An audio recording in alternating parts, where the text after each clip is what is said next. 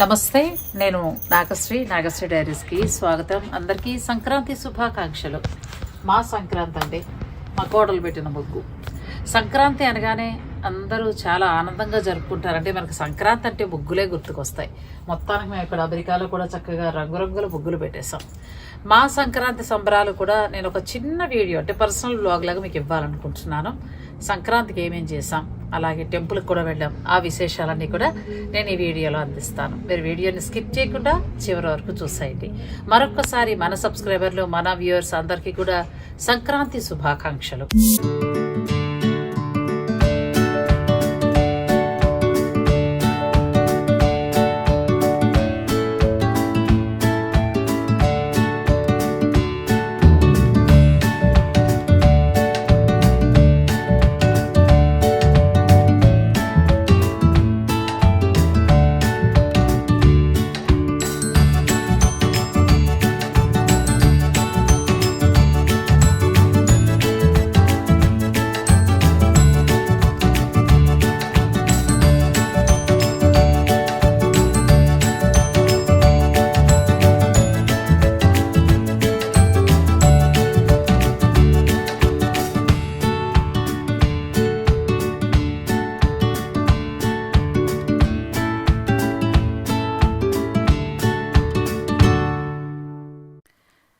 సంక్రాంతి పండగ అంటేనే ముగ్గులు కదండి.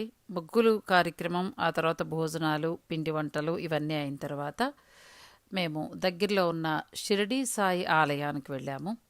అట్లాంటాలో చాలా పెద్ద దేవాలయము. అట్లాంటాలో చాలా వరకు కూడా ఆలయాలు బాగుంటాయి. హిందూ దేవాలయం అని వెంకటేశ్వర స్వామివారి ఆలయం అండి 40 సంవత్సరాల క్రితం నిర్మించారట.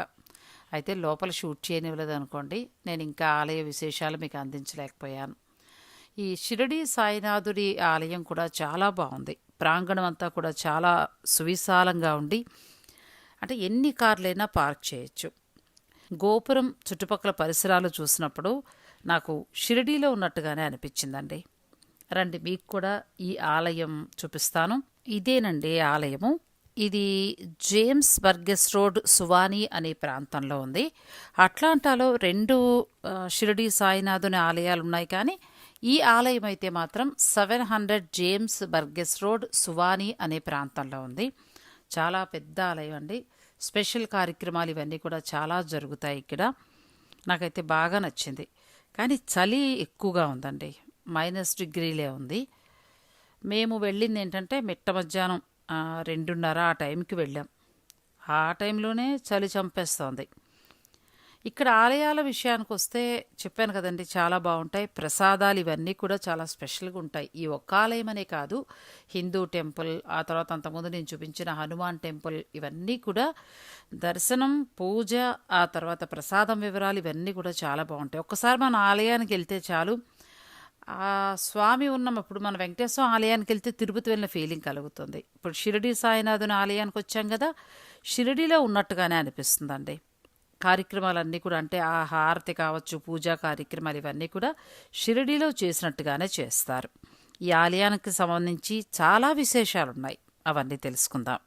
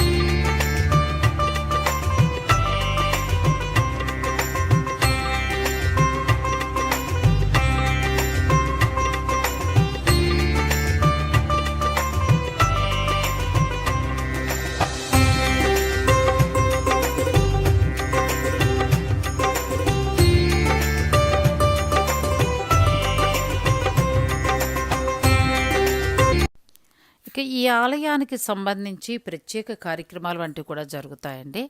వాహన పూజ చాలా బాగా చేస్తారట. కానీ ఏంటంటే వెదర్ని బట్టి ఉంటుంది. బయట బాగా చలి ఎక్కువగా ఉంటే ఇంకా వాహనానికి పూజ చేయటం అనేది కుదరదు. మిగిలిన సమయాల్లో మాత్రం వాహన పూజ లాంటివి జరుగుతాయండి. ఇక ఆ తర్వాత ఏంటంటే సాయి పాదుక పూజ, తర్వాత సాయి వ్రతం, శ్రీ లక్ష్మీ గణపతి మరియు నవగ్రహ పూజలు, భజన వంటివి కూడా జరుగుతాయి. సత్యనారాయణ స్వామివారి వ్రతం కూడా చేస్తారు. నిత్యార్చన కూడా ఉంటుంది. అర్చకులు ఎంత బాగా చేశారండి. చాలా భక్తి శ్రద్ధలతోటి ప్రతి భక్తుడికి సంబంధించి గోత్రనామాలు చదవటం చాలా బాగా చేస్తున్నారు. పల్లకీ సేవ గురువారం రోజు రాత్రి 7 గంటలకి నిర్వహిస్తారు. శుక్రవారం రోజున ఏంటంటే లలితా సహస్రనామ పారాయణం వంటివి ఇక్కడ చేయటం జరుగుతుంది.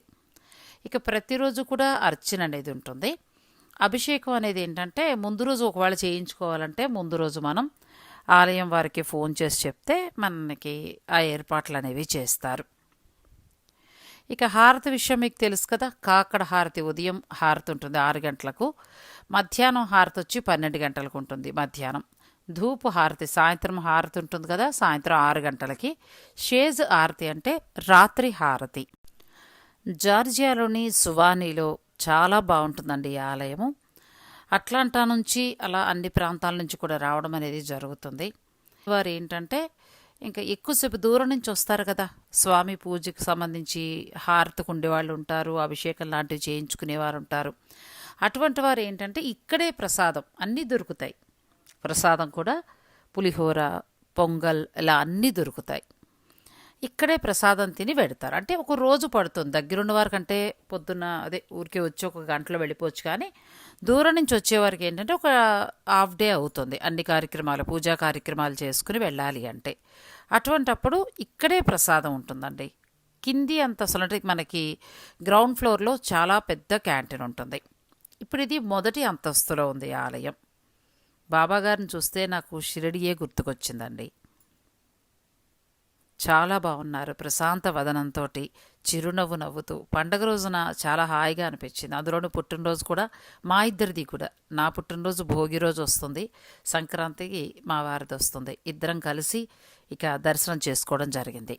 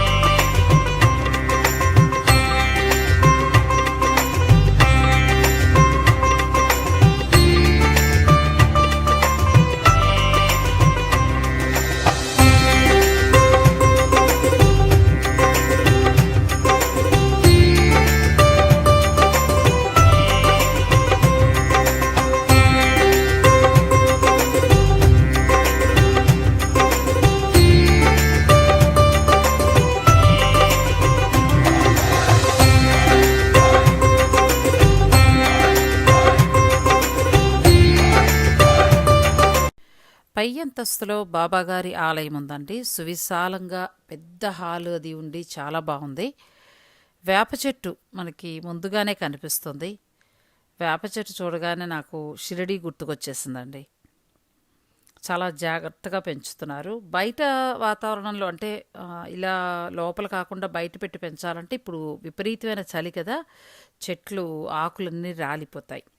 అందుకనే లోపల ఉంచి తులసి మొక్కను కూడా మేము అంతే ఇంట్లోనే ఉంచి ఎలక్ట్రికల్ దీపాలు ఉంటాయి, వాటి వేడి సహాయంతో మొక్కలు పెంచడం జరుగుతుంది. ఇదే ఆలయం ఎంత పెద్దదో చూడండి, సువిశాలంగా ఉంది. ఈరోజు పండగ కదా, చాలామంది ఉన్నారు, అందులోనూ వీకెండ్. శని ఆదివారాలు భక్తులు చాలా ఎక్కువగా వస్తారటండి. గురువారం రోజున కూడా చాలా ఉంటారట. ఇక మిగతా రోజుల్లో అంటే మరి వర్కింగ్ డేస్లో కష్టం కదా. ప్రపంచవ్యాప్తంగా చూసుకుంటే షిరిడీ సాయినాథుని ఆలయాలు 2000 వరకు ఉన్నాయండి. షిరిడీ సాయినాథుడికి సంబంధించి ఎన్నో మనకి తెలిసిన కథలున్నాయి. అలాగే ఎన్నో నిదర్శనాలు. ఆయన్ని ఆర్తితో మనం వేడుకోవాలే గాని మన ప్రతి కష్టం నుంచి కూడా బయటపడేస్తారు. నాకు షిరిడి సాయినాథుడు చిన్నతనంలో బాగా అంటే ఒక 35 ఏళ్ల క్రిందటే, అప్పటికింకా ఎవరు కూడా పెద్దగా షిరిడి అది వెళ్ళేవారు కాదు. ఒకవేళ షిరిడి వెళ్ళాలంటే చాలా ప్రయాసల కోర్చి ఎంతో కష్టపడితే గాని వెళ్ళలేం. ఇప్పుడంటే రాత్రి ఎక్కుతున్నాం, పొద్దున దర్శనం చేసుకుంటున్నాం, మళ్ళీ సాయంత్రం బయలుదేరి వచ్చేస్తున్నాం. ఇంకా ఫ్లైట్ ఉంటే ఒక పూటే అనుకోండి. కానీ షిరిడి సాయినాథుడికి సంబంధించి అంత దూరం వెళ్ళలేని వారి కోసం ప్రతి ఊరిలో కూడా చిన్న చిన్న ఆలయాల నుంచి ఇలా పెద్ద పెద్ద ఆలయాల వరకు కూడా నిర్మించడం జరుగుతోంది.